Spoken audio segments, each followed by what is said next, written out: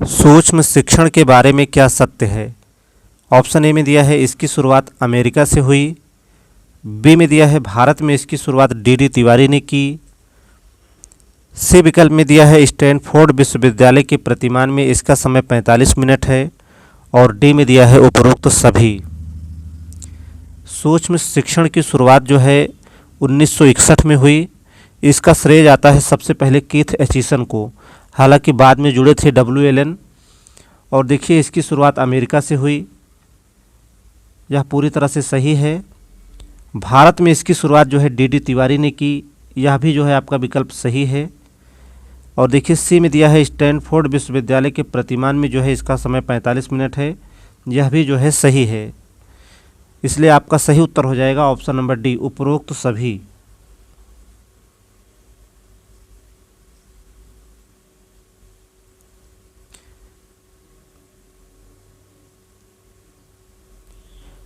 उच्च प्राथमिक स्तर पर ऑपरेशन ब्लैक बोर्ड कब लागू हुआ?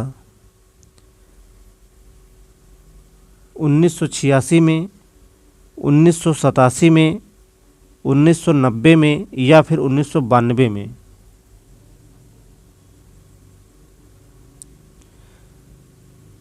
देखिए ऑपरेशन ब्लैक बोर्ड OBB की शुरुआत जो है 1986 में हुई, और 1987 में यह प्राथमिक स्तर पर पूरी तरह से लागू किया गया, और 1986 की शिक्षा नीति को 1992 में जब संशोधित किया गया तो इसे जो है उच्च प्राथमिक स्तर पर भी लागू कर दिया गया। सही जवाब हो जाएगा ऑप्शन नंबर डी।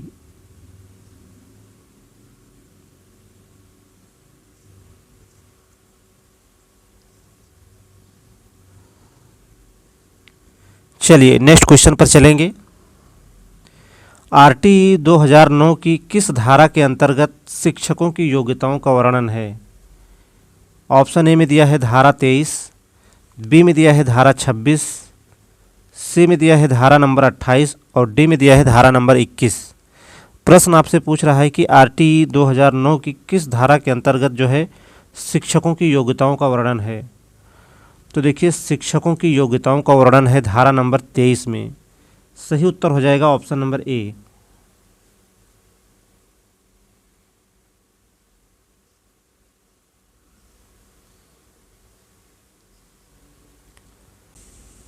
आगे चलेंगे क्वेश्चन नंबर नेक्स्ट पर। NCF 2005 में कुल कितने मार्गदर्शी सिद्धांत हैं? ऑप्शन ए में दिया है 3, बी में दिया है 5, सी में दिया है 4 और डी में दिया है 2। चलिए आप लोग भी उत्तर करें। NCF 2005 में कुल कितने मार्गदर्शी सिद्धांत हैं? आप सभी के भी उत्तर देखना चाहेंगे हम।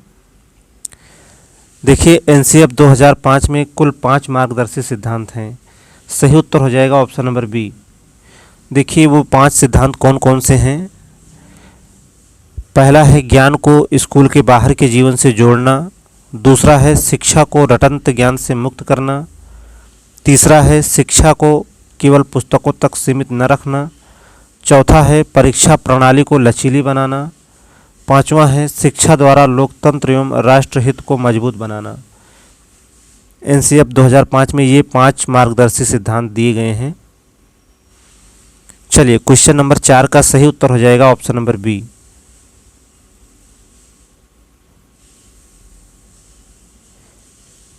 क्वेश्चन नंबर 5 पर आगे बढ़ेंगे। क्वेश्चन नंबर 5 देखिए, भारत में सूक्ष्म शिक्षण का प्रतिमान किसने बनाया है? ऑप्शन ए में दिया है BK पासी ने, बी में दिया है गिजू भाई बधेका ने, सी में दिया है रविंद्रनाथ टैगोर ने और डी में दिया है NCERT ने।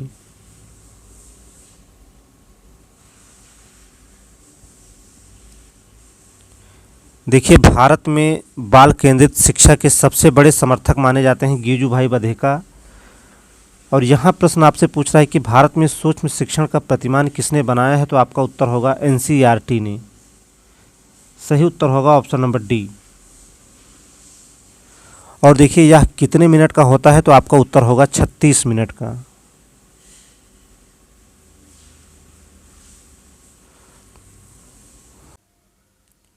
आगे बढ़ेंगे, क्वेश्चन नंबर 6 पर चलेंगे। क्वेश्चन नंबर 6 देखिए, निम्न में से कौन सा चरण शिक्षण के स्मृति स्तर में आएगा? अनुप्रयोग, प्रस्तावना, प्रस्तुतिकरण या फिर उपरोक्त सभी। देखिए शिक्षण के स्मृति स्तर को दिया है हर्बर्ट ने और इसमें जो है 5 चरण आते हैं। पहला है प्रस्तावना, दूसरा है प्रस्तुतिकरण, तीसरा है तुलना, चौथा है सामान्यीकरण और पांचवा है अनुप्रयोग। स्मृति स्तर में ये 5 चरण आते हैं और पूछ रहा है कि कौन सा चरण जो है स्मृति स्तर में आएगा। तो देखिए अनुप्रयोग भी आएगा, प्रस्तावना भी प्रस्तुतिकरण में, अर्थात आपका उत्तर हो जाएगा ऑप्शन नंबर डी, उपरोक्त सभी। देखिए यहाँ से एक प्रश्न आपकी परीक्षा में पूछ सकता है। तो देखिए स्मृति स्तर में कुल 5 चरण आते हैं। मैंने आपको बताया प्रस्तावना, प्रस्तुतिकरण, तुलना, सामान्यीकरण और अनुप्रयोग। इन्हें आप नोट कर लेंगे। यहाँ से एक प्रश्न पूछे जाने की पूरी संभावना रहेगी आपकी परीक्षा में। चलिए क्वेश्चन नंबर 6 का सही उत्तर हो जाएगा ऑप्शन नंबर डी। अगले क्वेश्चन पर चलेंगे। निम्न में कौन सूक्ष्म शिक्षण के बारे में सत्य नहीं है? ऑप्शन ए में दिया है यह शिक्षक प्रशिक्षण है, बी में दिया है यह शिक्षण कौशल के विकास से जुड़ा है, सी में दिया है इसमें कम अवधि एवं कम संख्या वाली शिक्षा का प्रावधान है और डी में दिया है इसकी शुरुआत जो है भारत में एनसीईआरटी के प्रतिमान में कक्षा में 15 से 20 विद्यार्थी होते हैं। तो देखिए यह शिक्षक प्रशिक्षण है, यह केवल शिक्षकों के लिए है, पूरी तरह से सही है। यह शिक्षण कौशल के विकास से जुड़ा है, बिल्कुल सही है। इसमें कम अवधि एवं कम संख्या वाली शिक्षा का प्रावधान है, यह भी जो है सही है। और डी में देखिए इसकी शुरुआत भारत में एनसीईआरटी के प्रतिमान में कक्षा में 15 से 20 विद्यार्थी होते हैं। तो यह पूरी तरह से गलत दिया हुआ है। 15 से 20 विद्यार्थी नहीं बल्कि 5 से 10 विद्यार्थी होते हैं। सही उत्तर हो जाएगा ऑप्शन नंबर डी, क्योंकि यहाँ पूछ रहा था कौन सा विकल्प जो है सत्य नहीं है। तो आपका उत्तर होगा ऑप्शन नंबर डी, यह पूरी तरह से गलत दिया हुआ है।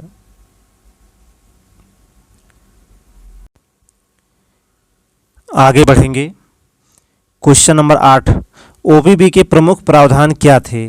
ऑप्शन ए में दिया है प्राथमिक स्तर पर न्यूनतम शिक्षण सामग्री की व्यवस्था करना, बी में दिया है 2 शिक्षक 2 कमरे एवं 1 बरामदे का विद्यालय, सी में दिया है यह कार्यक्रम 1986 की शिक्षा नीति से आया और डी में दिया है उपरोक्त सभी।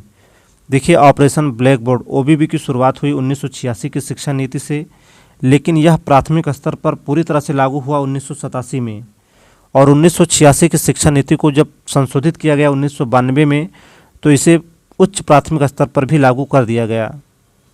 ऑप्शन ए में देखिए कह रहा है कि प्राथमिक स्तर पर न्यूनतम शिक्षण सामग्री की व्यवस्था करना, बिल्कुल सही दिया हुआ है। बी में दिया है 2 शिक्षक 2 कमरे एवं 1 बरामदे का विद्यालय, यह भी जो है पूरी तरह से सही है। यह कार्यक्रम जो है 1986 की शिक्षा नीति से आया, तो यह भी पूरी तरह से सही है। तो देखिए इसका सही उत्तर हो जाएगा ऑप्शन नंबर डी, उपरोक्त सभी। चलिए आगे बढ़ते हैं। एनसीएफ 2005 के बारे में कौन सा कथन सत्य है? ऑप्शन ए में दिया है यह मोटी मोटी पुस्तकों को शिक्षा की असफलता मानता है, बी में दिया है यह विद्यालय आधारित आकलन को नहीं मानता, सी में दिया है इसमें कुल 4 मार्गदर्शी सिद्धांत हैं और डी में दिया है यह भारत का तीसरा एनसीएफ है। देखिए प्रश्न आप ध्यान से समझेंगे। प्रश्न आपसे पूछ रहा है कि एनसीएफ 2005 के बारे में कौन सा कथन जो है सत्य है। चलिए आपको बताना है कौन सा विकल्प जो है सही है। तो देखिए पहला दिया है यह मोटी मोटी पुस्तकों को जो है शिक्षा की असफलता मानता है, तो यह बिल्कुल सही दिया हुआ है और यही आपसे पूछ रहा था कि कौन सा कथन सही है, तो ऑप्शन ए यहाँ पर सही हो जाएगा। बी पर चलेंगे। देखिए यह विद्यालय आधारित आकलन को नहीं मानता, बिल्कुल पूरी तरह से गलत दिया हुआ है, यह विद्यालय आधारित आकलन को मानता है। सी देखिए इसमें कुल 4 मार्गदर्शी सिद्धांत हैं, तो देखिए अभी पीछे ही हमने चर्चा की कि इसमें जो है कुल 5 मार्गदर्शी सिद्धांत हैं। ऑप्शन डी देखिए यह भारत का तीसरा एनसीएफ है, बिल्कुल नहीं, यह भारत का चौथा एनसीएफ है। तो देखिए क्वेश्चन आपसे पूछ रहा था कि एनसीएफ 2005 के बारे में कौन सा कथन सत्य है, तो आपका उत्तर हो जाएगा ऑप्शन नंबर ए।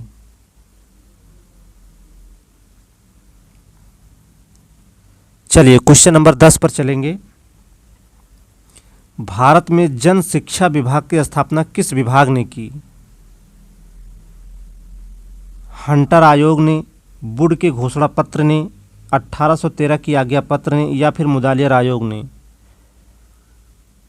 देखिए, भारत में जन शिक्षा विभाग की स्थापना जो है वुड के घोषणा पत्र ने की। सही उत्तर होगा ऑप्शन नंबर बी।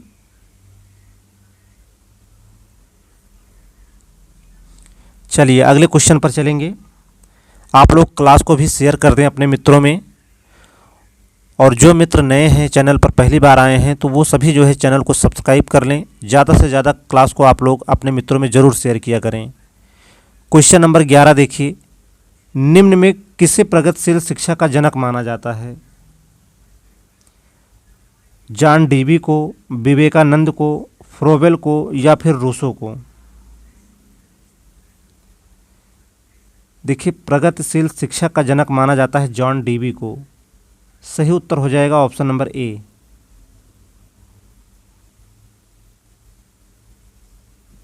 चलिए क्वेश्चन नंबर नेक्स्ट पर चलेंगे। क्वेश्चन नंबर 12 देखिए, किस शिक्षा शास्त्री ने कहा कि स्कूल जो है समाज का लघु रूप है? ऑप्शन ए में दिया है टैगोर ने, बी में दिया है जॉन डीवी ने, सी में दिया रूसो ने और डी में दिया है मॉन्टेसरी ने। क्वेश्चन आपसे पूछ रहा है कि किस शिक्षा शास्त्री ने कहा कि स्कूल जो है समाज का लघु रूप है? तो देखिए आपका उत्तर हो जाएगा option number B. John Dewey ने कहा कि स्कूल जो है समाज का लघु रूप है। इनके विद्यालय को लैब विद्यालय भी कहा जाता है, और इन्होंने कहा कि विद्यालय जो है समाज की प्रयोगशाला है। इनकी एक पुस्तक बहुत पूछी जाती है, स्कूल एंड सोसाइटी। सही उत्तर होगा ऑप्शन नंबर बी। जबकि रूसो को जो है निषेधात्मक शिक्षा का जनक माना जाता है। चलिए नेक्स्ट क्वेश्चन पर चलेंगे। आरटीई 2009 को मूल अधिकार बनाने के लिए भारतीय संविधान के किस अनुच्छेद में जोड़ा गया? ऑप्शन ए में दिया है 21वें, बी में दिया है 22वें, सी में दिया है 23वें और डी में दिया है 24वें। आरटीई 2009 को मूल अधिकार बनाने के लिए भारतीय संविधान के किस अनुच्छेद में जोड़ा गया? तो आपका उत्तर हो जाएगा ऑप्शन नंबर ए, 21वें अनुच्छेद में।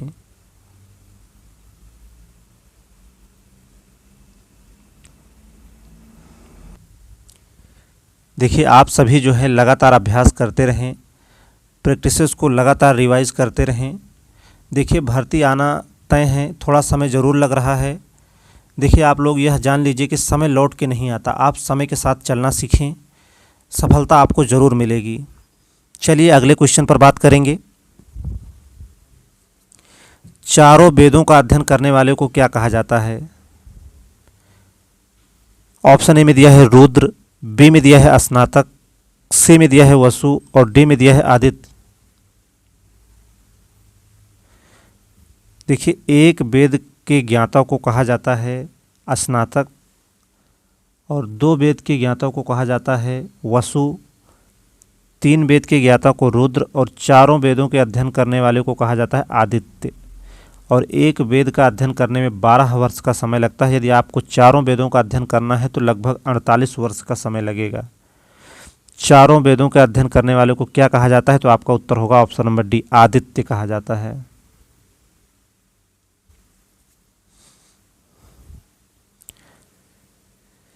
निम्न में से किसके लिए फ्रोबेल जो है प्रसिद्ध हैं? एजुकेशन ऑफ मैन, खेल विधि, किंडरगार्टन प्रणाली और डी में दिया है उपरोक्त सभी। देखिए फ्रोबेल की 2 पुस्तकें बहुत प्रसिद्ध हैं, पेडागॉजी ऑफ किंडरगार्टन और दूसरा है एजुकेशन ऑफ मैन। खेल विधि के जनक जो हैं फ्रोबेल हैं, किंडरगार्टन प्रणाली के भी जन्मदाता जो हैं फ्रोबेल हैं। इसलिए आपका सही उत्तर हो जाएगा ऑप्शन नंबर डी, उपरोक्त सभी। चलिए नेक्स्ट प्रश्न पर चलेंगे। गीजूभाई बधेका के बारे में कौन सा कथन सत्य है?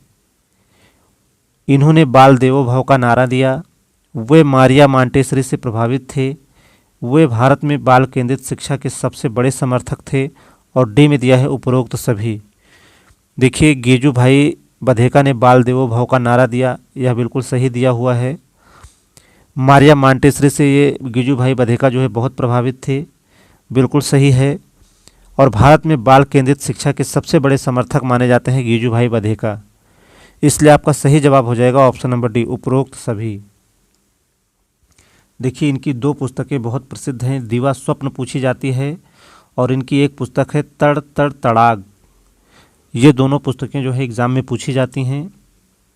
देखिए, गिजू भाई बधेका बच्चों के बीच में बहुत प्रसिद्ध थे। बच्चे जो हैं इन्हें मूँछों वाली माता के नाम से भी पुकारते थे।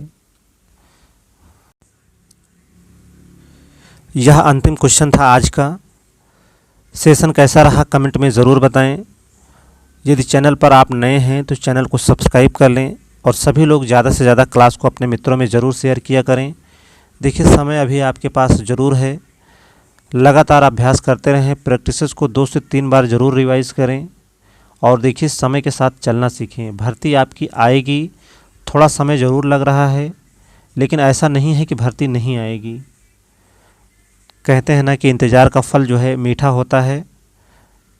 तो बिल्कुल आप धैर्य बनाए रखें और लगातार अपनी शिक्षा को एक नई दिशा दीजिए। चलिए, आज की क्लास को यहीं समाप्त करेंगे। क्लास में बने रहने के लिए आप सब मित्रों का बहुत बहुत धन्यवाद।